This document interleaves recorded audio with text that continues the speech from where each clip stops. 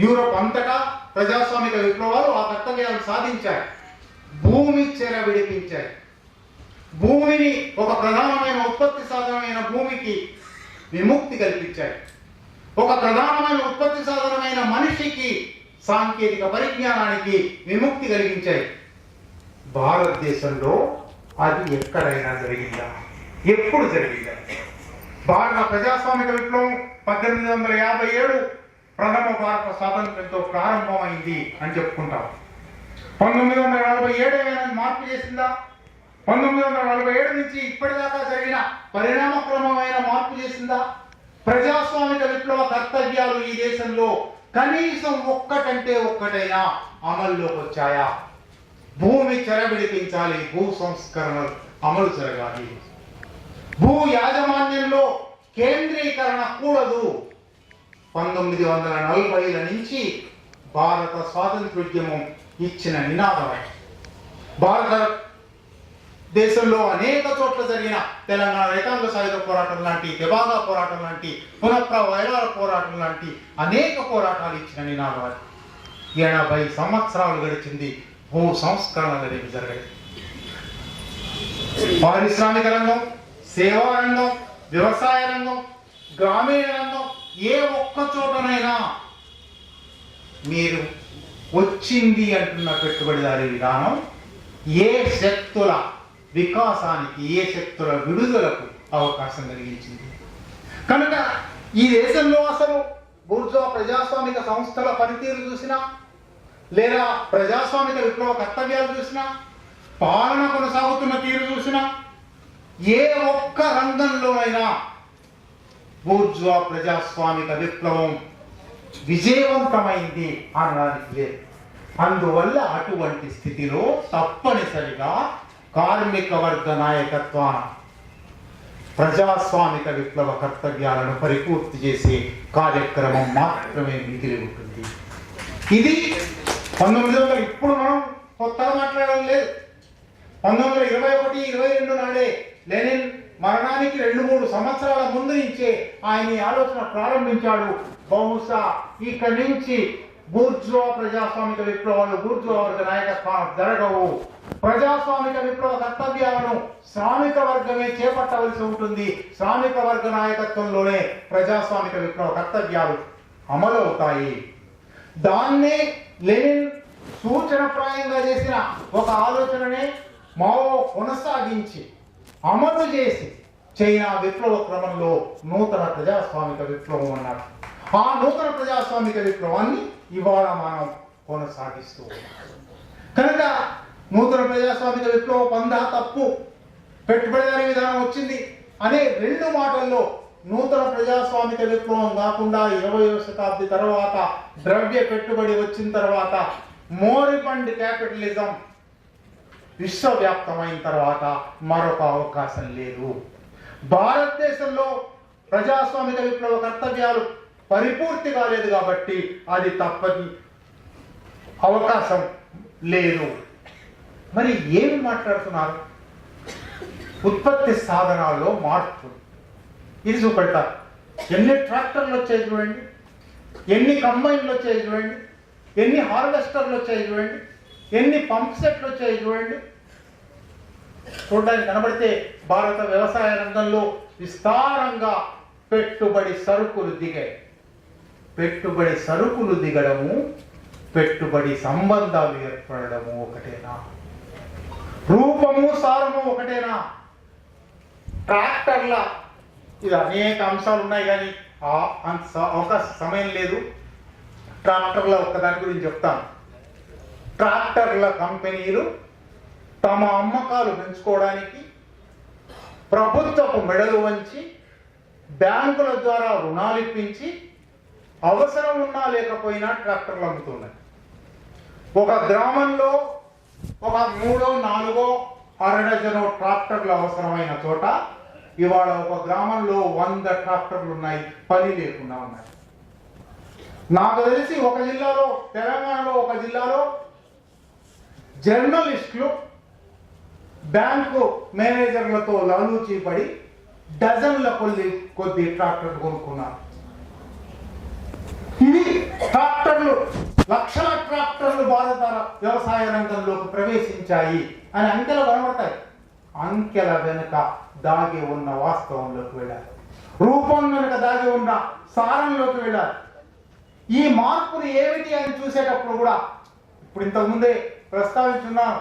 భూమి 100 ఎకరాల భూస్వాములు ఉన్నారా అని అంటాడు. 1965లో చారు మజుందార్ 8 డాక్యుమెంట్స్లో ఒక మాట రాశారు. రైతులు ఏ వర్గానికి చెందుతారని నిర్ధారించడంలో చాలా తరచుగా ఒక పొరపాటు జరుగుతున్నది. అందుకు కేవలం భూమి పట్టా కాగితాలను ఆధారం చేసుకుంటున్నారు. ఇది చాలా ప్రమాదకరమైన పొరపాటు. ఒకరి వర్గ స్థితిని వారి ఆదాయం, జీవన ప్రమాణాల ఆధారంగా విశ్లేషించవలసి ఉంటుంది. అంకెల్లో పట్టా కాగితం మీద ఎవరికి 54 ఎకరాల కన్నా ఎక్కువ ఉండడానికి వీల్లేదు కాబట్టి భూస్వామ్యం రద్దయిపోయింది. అనేక మంది బేనామీ భూస్వాములు, అనేక మంది అనుపస్థిత గైర్హాజరీ భూస్వాములు ఇవాళ రాష్ట్ర వ్యాప్తంగా ఉన్నారు, దేశవ్యాప్తంగా ఉన్నారు. కనుక భూస్వాములు ఉన్నారా లేదా అనేది భూమి ఎంత ఉంది, ఉత్పత్తి సాధనంగా అంకెల్లో ఎంత ఉంది కాదు, స్వభావం ఎట్లా ఉంది.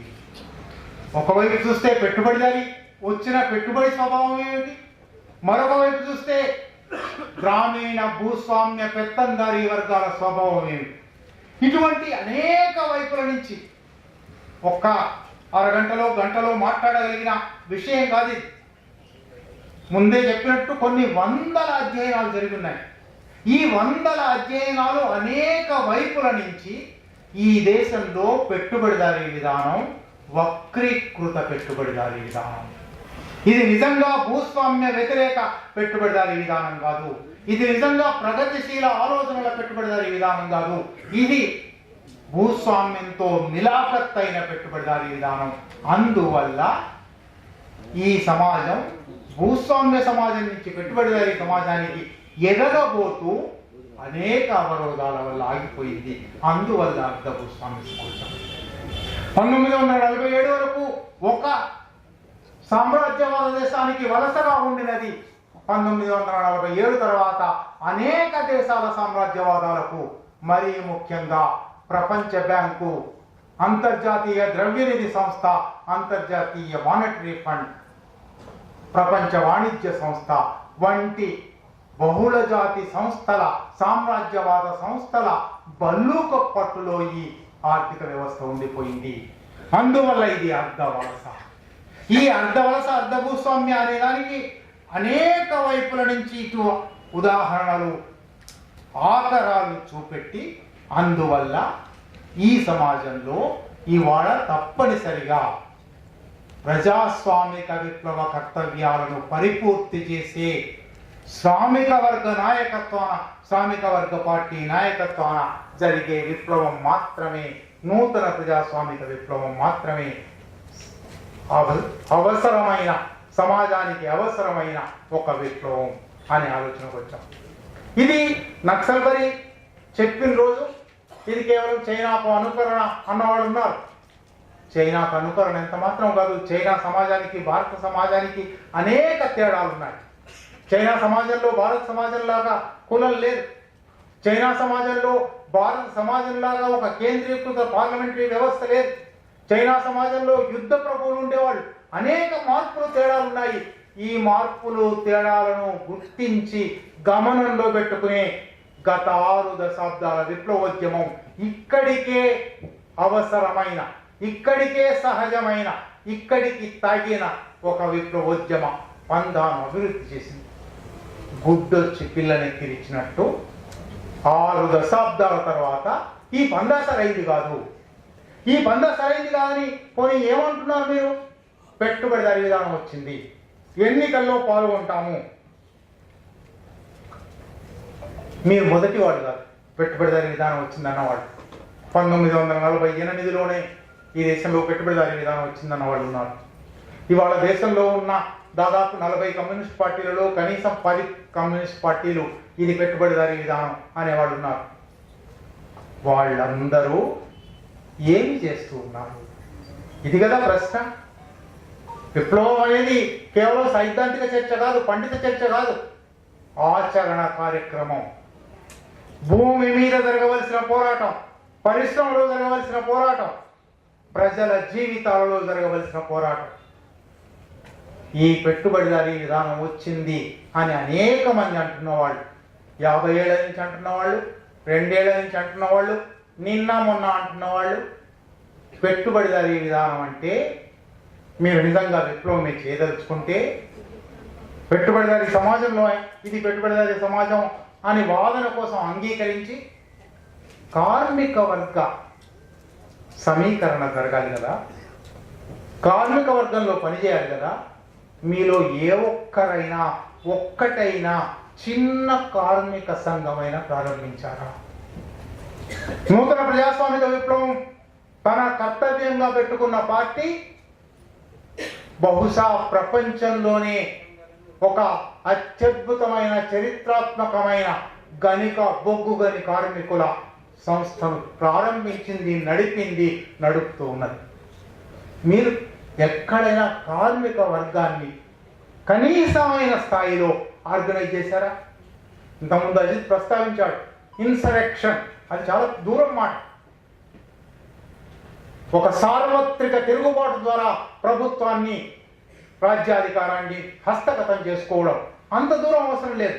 పెట్టుబడిదారీ విధానం వచ్చింది అంటున్నారు కదా, పెట్టుబడిదారీ విధానంలో మౌలికమైన ప్రజా సమూహం, పోరాడవలసిన సమూహం కార్మిక వర్గం కదా. ఆ కార్మిక వర్గాన్ని సంఘటితం చేశారా, సమీకరించారా, వాళ్ళకు అవసరమైన నినాదాలు ఇచ్చారా, వాళ్ళకు అవసరమైన పోరాటాలు చేశారా? కనీసం 30 సంవత్సరాలుగా ప్రపంచీకరణ క్రమంలో, మరీ ముఖ్యంగా ఈ 3-4 సంవత్సరాలుగా లేబర్ కోడ్స్తో కార్మిక వర్గం ధ్వంసమైపోతుంది. కార్మిక వర్గ హక్కులు ధ్వంసమైపోతున్నాయి. కార్మిక వర్గంలో కనీసమైన పని చేయాలని, కనీసం నిన్న ఇవాళైనా మేము ఇక కార్మికుల్లో పనిచేస్తాము అని అన్నారా? కనుక మీరు చేస్తున్న విమర్శకు అర్థం లేదు. మీరు చేస్తున్న విమర్శలో ఏ ఒక్క అంశం కూడా వాస్తవికమైనది కాదు, శాస్త్రీయమైనది కాదు. పోనీ ఇతరుల మీద విమర్శ వదిలిపెట్టి మీరు చేయదలుచుకున్న పని అంటూ ఏమన్నా ఉంటే ఏమన్నా ఉన్నదా? పెట్టుబడిదారీ విధానం వచ్చిందని గత ఎమ్మెల్యే పార్టీల నుంచి కూడా బయటకు వచ్చి అన్నవాళ్ళు చాలా మంది ఉన్నారు, పత్రాలు రాసిన వాళ్ళు ఉన్నారు, పుస్తకాలు రాసిన వాళ్ళు ఉన్నారు. వాళ్ళలో ఏ ఒక్కరు కూడా పోనీ పెట్టుబడిదారీ విధానం కిందనే మేము ఈ విప్లవ కార్యక్రమం చేస్తున్నాము అని ప్రకటించలేదు. కనుక అనేక వైపుల నుంచి, క్షమించాలి ఇప్పటికే చాలాసేపు తీసుకున్నాను, అనేక వైపుల నుంచి అర్ధ భూస్వామ్య అర్ధ వలస విధానం, అర్ధ భూస్వామ్య అర్ధ వలస వ్యవస్థ అనేది 1965 నుంచి 67 వరకు చారు మజుందార్ తన 8 డాక్యుమెంట్లు రాసేటప్పుడు 8 డాక్యుమెంట్లలో 3 డాక్యుమెంట్లలో దాని గురించి ప్రస్తావించాడు. 1969 ఏప్రిల్ 22న పార్టీ ఏర్పడినప్పుడు ఈ దేశం అర్ధవలస అర్ధ భూస్వామ్యం, దీనిలో నూతన ప్రజాస్వామిక విప్లవం సాధిస్తాము అని అంటున్నారు. ఆ తర్వాత జరిగిన అనేక మార్పులు చేర్పులు ఉండవచ్చు, బహుశా మార్పులు చేసుకోవాల్సిన అవసరం ఉండవచ్చు. కానీ మౌలిక పంద ఈ దేశంలో నూతన ప్రజాస్వామిక విప్లవం తప్ప మరొకటి కాదు. ఈ నూతన ప్రజాస్వామిక విప్లవం పాత బూర్జువా ప్రజాస్వామిక విప్లవ కర్తవ్యాల లాంటివే, కానీ శ్రామిక వర్గ నాయకత్వాన్ని నిర్వహిస్తుంది. శ్రామిక వర్గ నాయకత్వాన్ని నిర్వహించడం ద్వారా సోషలిస్టు విప్లవానికి అవకాశాన్ని సమకూర్చి పెడుతుంది. అది చైనాలో జరిగింది, అనేక ఇతర దేశాలలో ఆ ప్రయోగాలు జరిగాయి. భారతదేశంలో కూడా అటువంటి ప్రయోగం ప్రారంభమైంది, విజయవంతమైంది. అనేక ఆటంకాల వల్ల ఇవాళ ఒక వెనుకంజలో ఉంది. ఈ వెనుకంజనే చూపి లోపల నుంచే ఒక చీడ పురుగు, ఒక వేరు చీడ అసలు విప్లవ వృక్షాన్ని కూల్చడానికి ప్రయత్నం చేస్తుంది. విప్లవ వృక్షాన్ని కూల్చడం అనేది అసాధ్యం.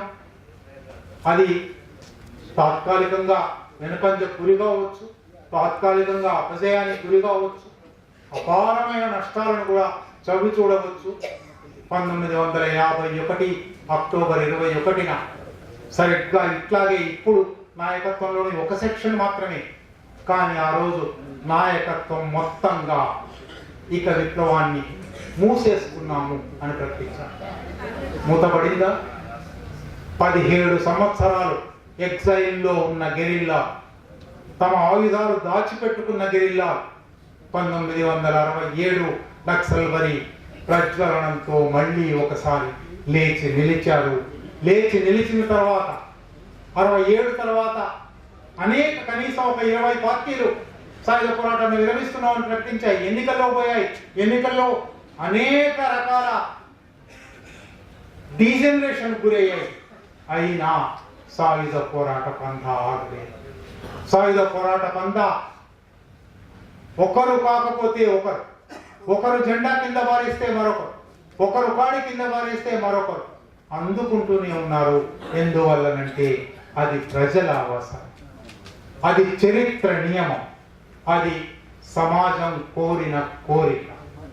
భారత విప్లవం సాధ్యమే, భారత విప్లవం సహజమే అని మన కాలము, మన చరిత్ర, మన సమాజము మనను ఆదేశిస్తూ ఉన్నాయి. ఆ ఆదేశాన్ని పాటించడమే బుద్ధిజీవులుగా మన కర్తవ్యం.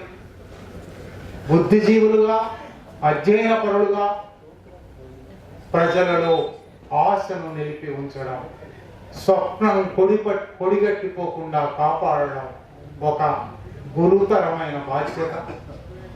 పూర్వ విప్లవ విద్యార్థుల వేదిక ఆ బాధ్యతను స్వచ్ఛందంగా స్వీకరించింది. పూర్వ విప్లవ విద్యార్థుల వేదికలో ఒక భాగంగా నేను 4 విషయాలు మీతో పంచుకోవడానికి అవకాశం వచ్చింది. ఓపికగా ఎంతసేపు విన్నా మీ అందరికీ కృతజ్ఞతలు.